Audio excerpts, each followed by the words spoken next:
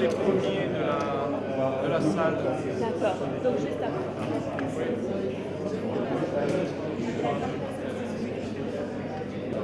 Je viendrai à la fin.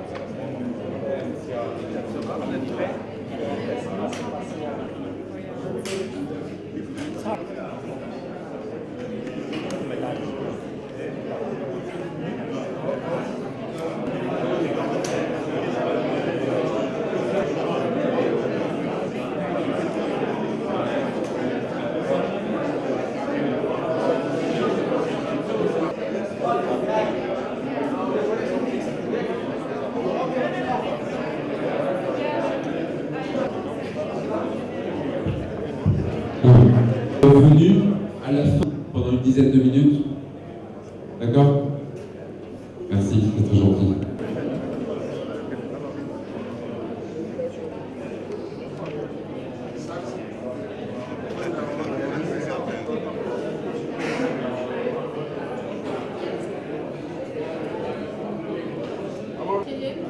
Ah oui, oui, ça va.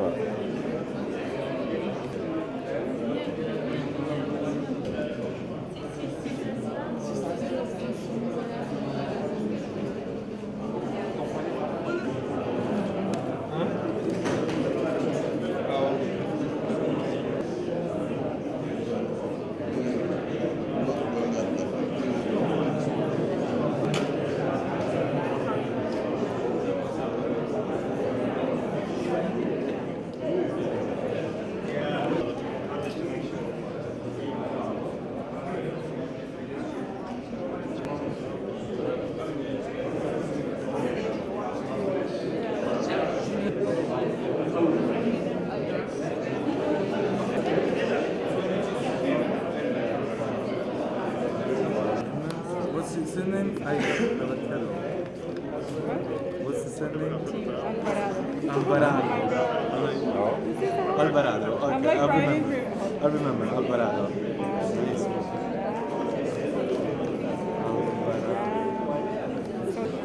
Yeah, you send it to me. But listen, if you need to FTP from here, let me know. Okay?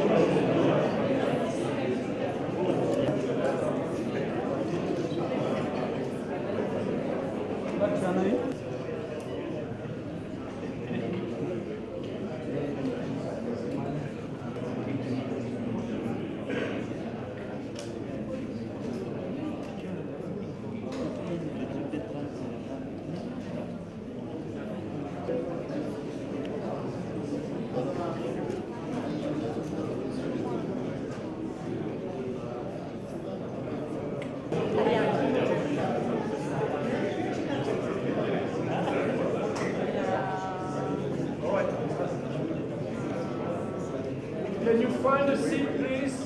Can you sit to see if we can?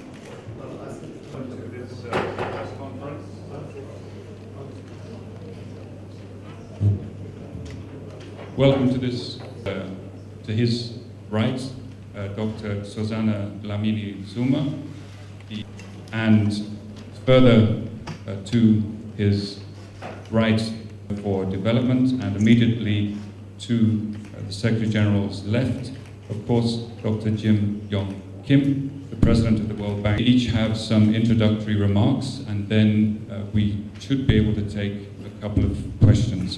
So, what do you have to say after the trip to Timbuktu and the day's developments in Bamako? Bonsoir, mesdames et messieurs. I'm honored to be here with you, with such a distinguished delegation of our leaders. We are here to demonstrate our solidarity with the people of Mali and the Sahel, who have suffered through many humanitarian and security challenges. We are here to show our strong political, financial, and moral support. We have just returned from Timbuktu and saw firsthand a vibrant city striving to bounce back from terrible upheaval and horrendous human rights violations. We visited Timbuktu's impressive cultural heritage, some of which had been deliberately damaged in conflict. When Timbuktu's heritage is attacked, it is not only a loss for the Malians, but for our common world heritage. Thanks to a strong demonstration of international solidarity and regional support, the situation throughout the country has improved greatly, but security remains volatile. Mesdames et messieurs, j'attirerai encouragement de la signature de l'accord préliminaire du 18 juin, ainsi que des résultats des élections présidentielles qui se sont tenues l'été dernier. L'organisation des élections législatives prévues le 24 novembre, qui approche, est également une grande priorité. Toutes les parties doivent se conformer aux engagements qu'elles ont pris à Ouagadougou et entamer un processus de dialogue et de réconciliation ouvert à tous. Une nouvelle approche des relations entre le Mali et ses partenaires, fondée sur la transparence, le partage des risques et la définition d'objectifs communs, sera propice au développement, à la sécurité et à la paix. La réunion ministérielle régionale qui s'est tenue aujourd'hui est un réel pas en avant. Les problèmes ont des racines profondes, mais il y a beaucoup de choses sur lesquelles nous pouvons faire fond. L'expérience nous a appris que la paix ne peut venir qu'avec le développement et que le développement ne peut venir qu'avec la paix. C'est sur ce principe que repose la stratégie intégrée des Nations Unies pour le Sahel, qui a été approuvée par le Conseil de sécurité. Cette stratégie privilégie la gouvernance, la sécurité et la résilience. Elle met l'accent sur les droits de l'homme, les moyens de subsistance durable, la participation des femmes et l'avenir des jeunes. Aujourd'hui, nous sommes convenus de mieux nous coordonner. Nous avons annoncé de nombreux engagements grâce auxquels notre action pourra progresser. La voie que nous suivrons sera celle que traceront le Mali et la région en définissant leurs priorités. Ensemble, nous le disons haut et fort, nous resterons aux côtés des peuples du Mali et du Sahel. Je vous remercie. Thank you for your attention.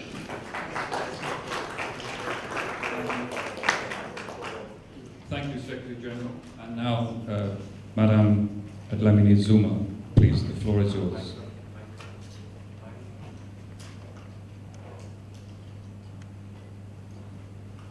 Thank you very much. Ladies and gentlemen of the media, we've been here in Bamako for quite some time, meeting various authorities and meeting women's groups and many other people.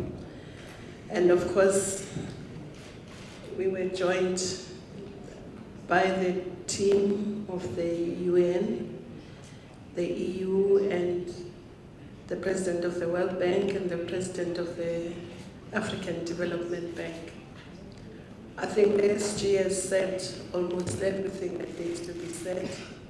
Suffice to say that we are here, as we have been here in the past, supporting the people of Mali and the region, because the Malians need our support. Mali is one of the founder members of the ONU and now AU, and it's a strong Pan-Africanist country with a very long and ancient civilization.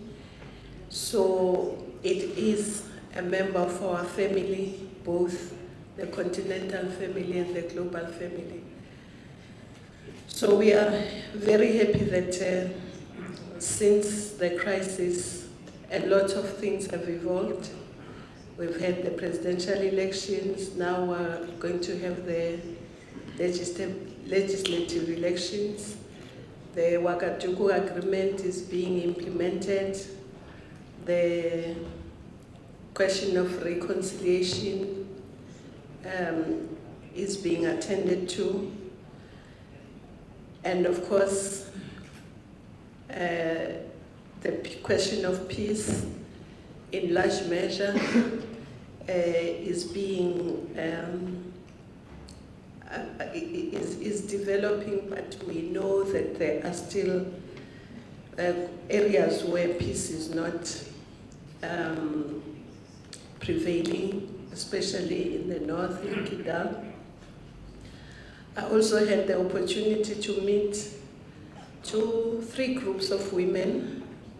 One group was women from the refugee camps from Mauritania and other places, and they expressed their aspirations both of peace and of wanting to go back and restart their lives, but also expressed that they see a ray of hope in Mali, with the president pushing for peace and pushing for reconciliation.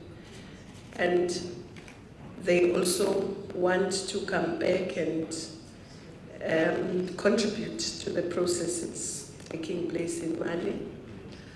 I also met the women of Network for Peace, which consisted of women from Kidal, from Timbuktu, from Gao, and from the south of Mali.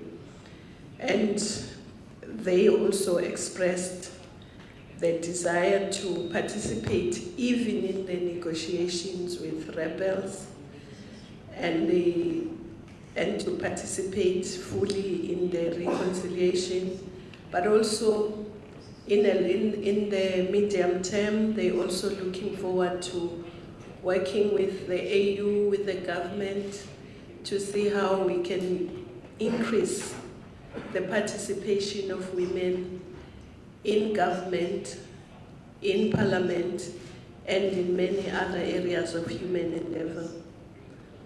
I also met the women, a group of women and men who had been displaced by floods, Commune 1. And so they are all speaking in one voice that they are longing for peace in a united Mali, where the territorial integrity of Mali is respected, but also the women want a bigger space to participate in the processes that are taking place. And I do hope that as we implement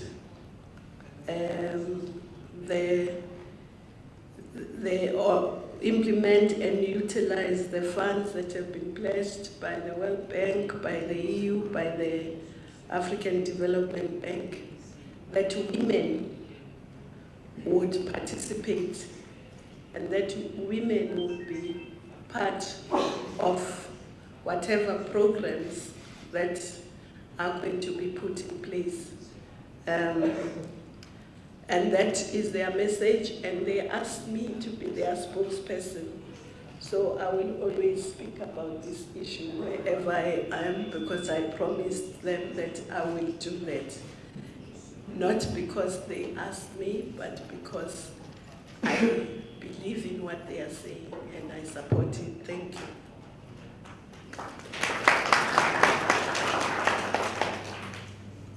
Thank you, Madam Chairperson. Dr. Kim, the floor is yours. Thank you very much. Two French radio RFP reporters just a few days ago in northern Mali. My condolences go out to the families and the colleagues of the reporters, Claude Verlon and Ghislaine Dupont. Their deaths unfortunately underscore the need to further improve the security for all in this region, and it's my hope that that day will come soon. Those of us sitting here today came for one purpose: to link peace and security with economic development, and to do that with urgency and purpose.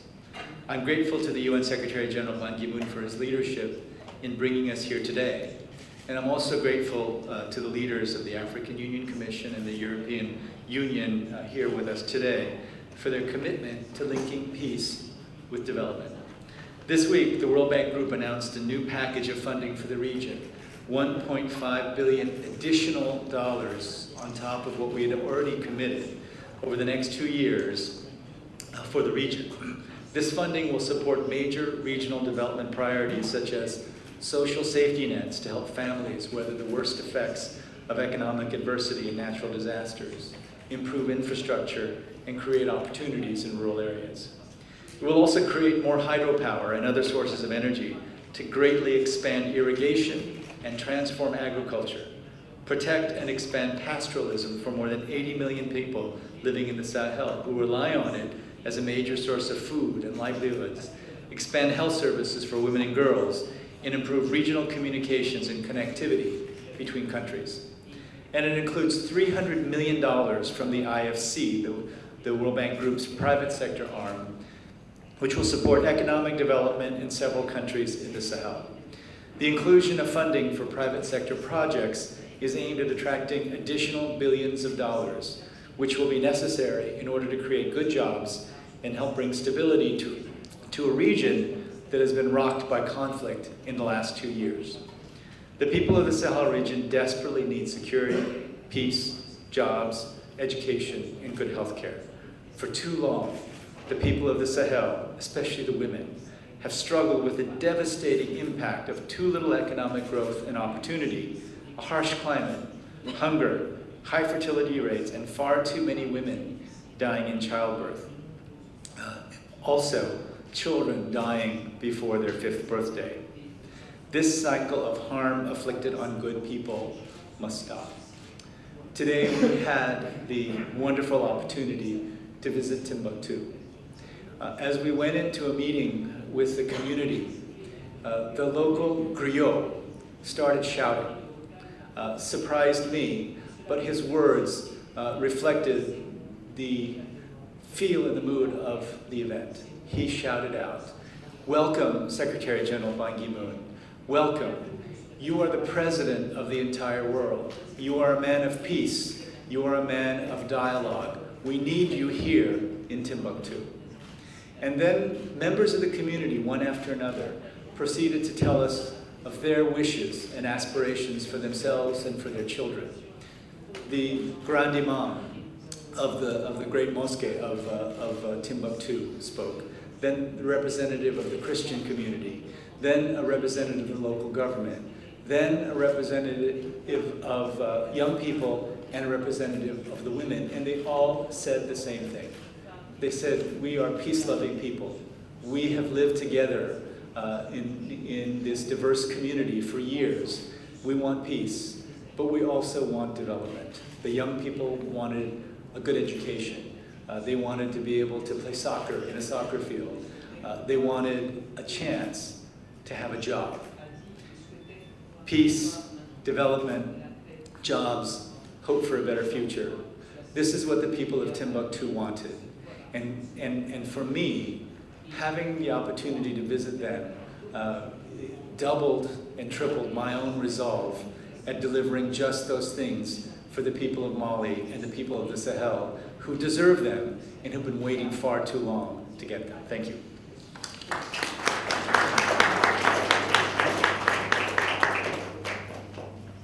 Thank you, Dr. Kim. And now, please, Commissioner Peebles. Mesdames, Messieurs, bonsoir. La coordination des différents partenaires.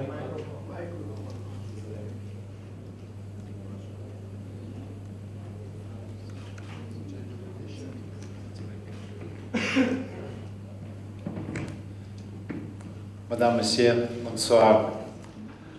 La coordination des différents partenaires internationaux intéressés à la stabilité et au développement du Mali et du Sahel est une condition essentielle pour assurer l'impact de notre action. C'est pourquoi je souhaite remercier le secrétaire général et tous nos partenaires pour l'initiative de cette visite sans précédent.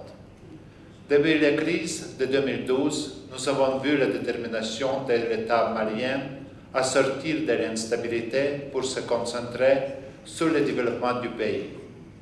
L'Union européenne est aux côtés de l'autorité malienne pour renforcer la sécurité du pays. C'est ainsi que l'Union européenne est déterminée à poursuivre son appui à la formation et à une réforme de l'appareil sécuritaire au Mali. La Commission européenne tient toutes ses promesses dans le domaine de l'aide au développement du Mali. Sur les 523 millions d'euros promis lors de la conférence des donateurs de Bruxelles du 15 mai dernier, un quart est déjà déboursé. Nous avons lancé une première tranche de notre contrat d'appui budgétaire.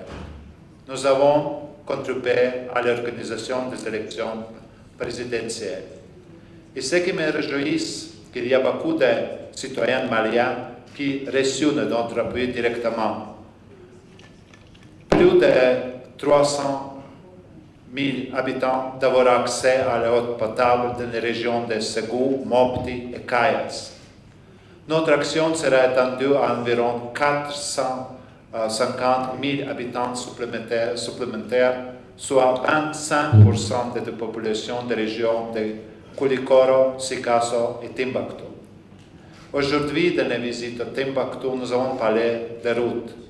Et je suis aussi très heureux d'annoncer aujourd'hui que d'ici la fin de l'année, les travaux de la route entre Niono et Timbuktu reprendront. Je vous confirme que l'Union européenne va continuer à soutenir le Mali dans les 7 années à venir. J'ai le plaisir de vous annoncer que dans le cadre du 11e Fonds européen de développement, qui couvrira la période 2014-2020, le Mali bénéficiera d'une enveloppe de 615 millions d'euros. Nous avons discuté avec l'autorité malienne et notre appui se concentrant sur 4 secteurs: la réforme de l'État et la consolidation de l'État de droit, le développement rural et la sécurité alimentaire, l'éducation et aussi les infrastructures, les routes qui sont nécessaires dans le nord du pays. Et je peux dire que ce n'est pas seulement la stratégie pour le Mali. Bien sûr, nous regardons les régions en entièreté.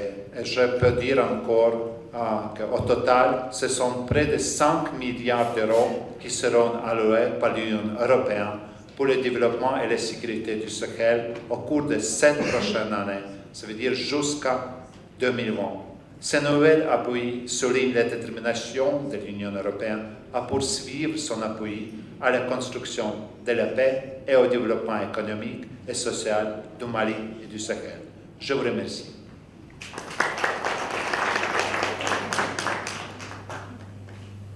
Thank you very much, Commissioner. We have time for 2 questions. We'll take one question from journalists from the foreign media. Please say who you are, who you work for, and to whom the question is addressed. And please keep the question very short. So let's first take a question from the media, please. We have a journalist who would like to ask a question from Mali. Please. Area, thank you.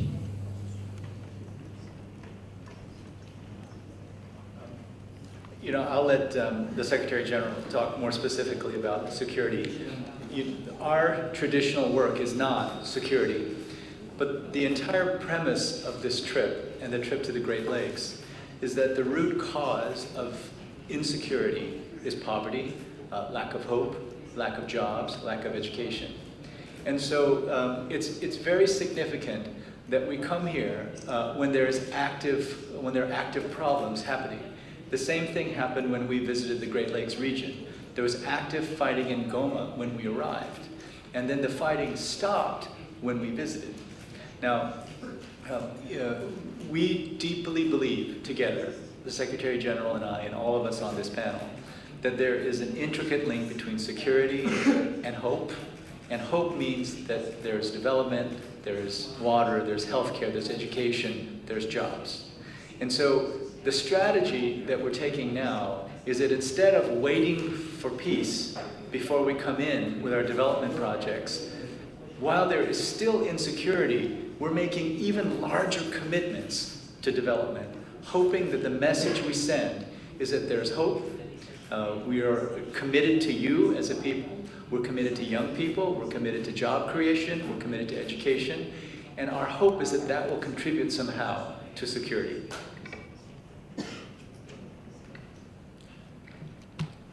Basically, I agree with what President Kim has said. The Malian people have suffered too long from this security crisis, which happened, unfortunately, in your country. Now, with the active intervention and support of international community, I think the security situation in the north has improved, and there is a tendency that many people are returning to the north. That is quite encouraging. What I have been urging to the President and Prime Minister and Foreign Minister today is that this military operation or security situation, that's just one aspect of many problems your country may have. There should be a broader and more comprehensive approaches should be taken. This morning, when we were having a meeting with President Keita, I have urged him that now is time to turn the attention of his policy to addressing the root causes of problems. First, inclusive political dialogue to promote inclusive reconciliation. That is very important. Then you should have security sector reform and promote gender empowerment and provide the decent social, economic opportunity to women and young people. Establish a firm rule of law systems. And there are many other issues. Those are something which you can really address. Now, there is high expectation from international community, United Nations, World Bank, African Union, and the European Union, and OIC, all this. Then it is important that the Malian leadership and people should be able to gain full trust and confidence from international community. The support very generously offered by World Bank and European Union should be fully transferred into action. That's what we are doing, we will do. And we are here to express our solidarity and strong support, because you are still suffering from this remnant of this situation. The most recent is abduction and killing of two French journalists. That really reminds us that the security situation is not over, and our action, the comprehensive action, should be taken urgently. So our main purpose of coming is that first we will try to coordinate our actions among our partners, and we will coordinate with the Malian government. So let us try to have some comprehensive approach. That's my message. Thank you. Thank you, Secretary General. We have time for one question from the foreign media, please, representing the foreign media, if possible. Thank you.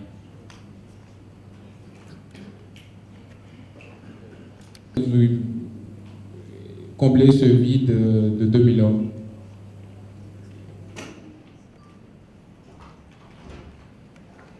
As you know, the French Operation Serval is now in the process of withdrawing or exiting from their operations. One may not expect that they will be here permanently.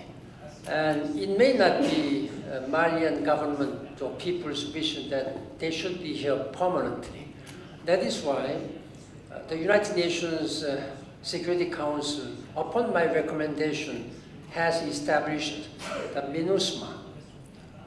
MINUSMA has officially started from July this year with the mandated ceiling of 12,000 peacekeepers and police forces. We are now in the process of deploying this mandated ceilings, but we may have to wait a few more months. This, again, as I said, the military means may be important, but that's not all. That's not all. UN will do our best to liaise with the government and try to ensure that peace and stability will be there. But at the same time, there should be a development project should come. That is why my special envoy, Romano Prodi, has devised the integrated strategy of the United Nations for the Sahel.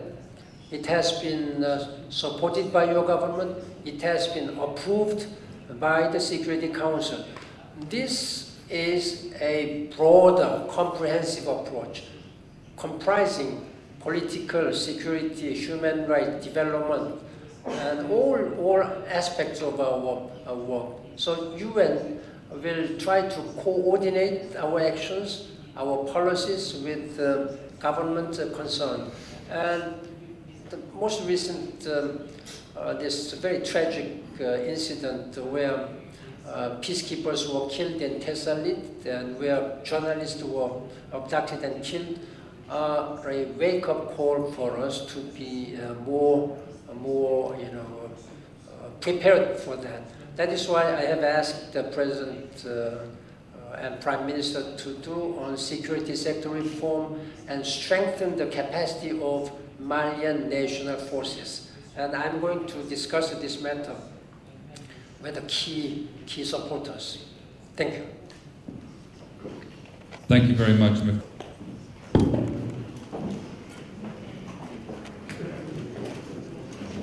Nous demandons aux médias de bien rester dans la salle pour quelques minutes, s'il vous plaît.